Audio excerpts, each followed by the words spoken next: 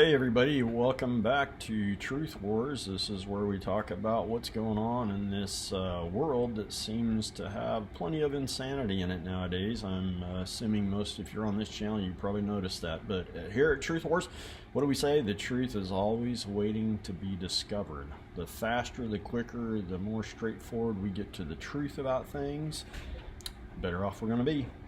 Better off our world's going to be. Better off we'll be as individuals. Better off anyway, the truth creates a civilized society. How about that? I'm for that. What do you see going on in your world today? Is it all crazy or is it heavenly? Some people are living a heavenly life. Some people are living a hellish life. What's the difference between those things? Well, ultimately, it comes down to the truth of what we believe and how we operate. But our beliefs have to have a foundation to them. So today we're just following up with War Packages Part 2. And to be clear, I am opposed to offensive war. I am opposed to violence. I don't want that. But I understand reality is sometimes you have to defend yourself as an individual. You have to defend yourself as a community. You have to defend yourself as a nation. And we are, I think it's becoming clear that we need to defend ourselves as a world, because this is a worldwide event that is occurring right in front of our faces. Some people are engaged, some people are not so engaged.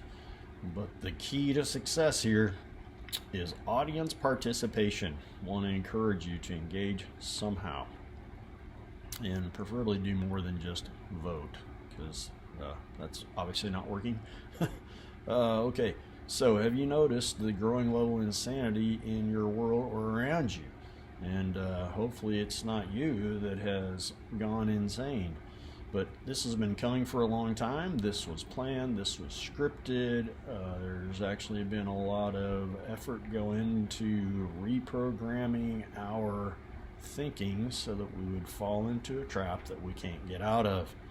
We don't want to do that. We want to have our eyes open before we get into this trap. So this is a really bizarre, crazy, hard concept for a lot of people to accept.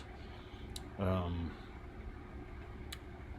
it can be very frustrating.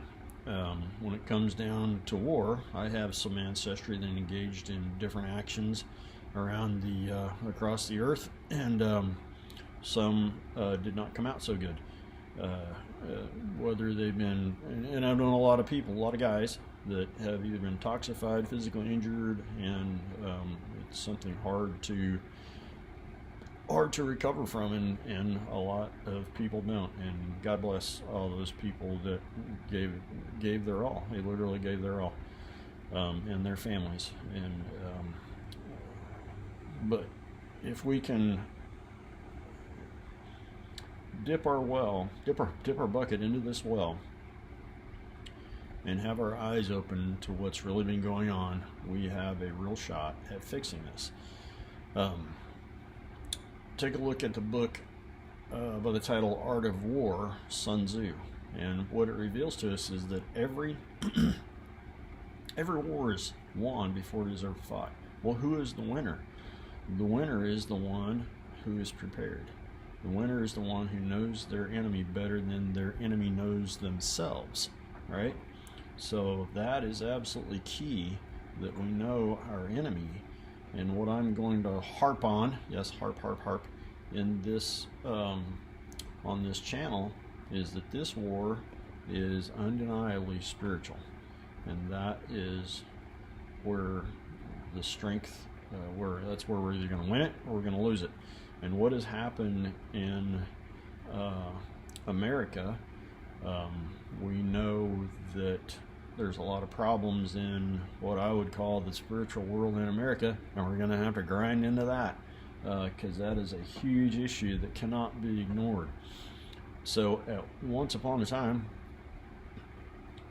my understanding is that the people in this country where I am located in the United States was better spiritually prepared than they are now. That's my opinion. There seems to be a lot of information pointing to that, and this does go through a cycle.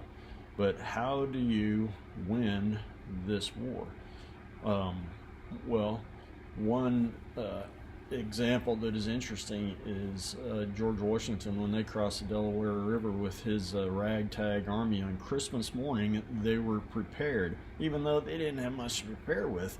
But guess what they didn't do the night before? They faced off with the Hessians, not the Haitians, but the Hessians. I gotta pronounce it right, Hessians. And what did the Hessians do the night before? They partied, they got drunk, and they all were sleeping off their hangovers. Now, you can say that that was just an event that happened in the natural world, or that there was some spiritual help behind all that. I'm not sure. I don't know. Wasn't there, but it's pretty amazing what happened.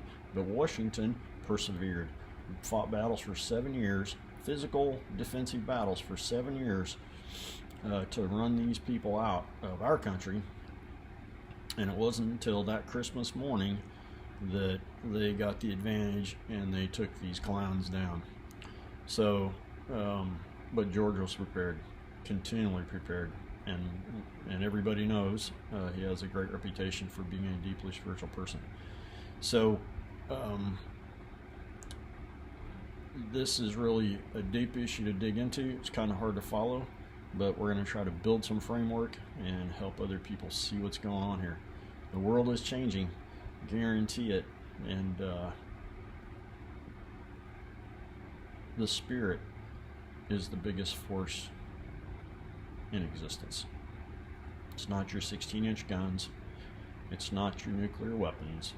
It's not your directed energy weapons. All those things are impressively powerful, but the spirit is what really changes things.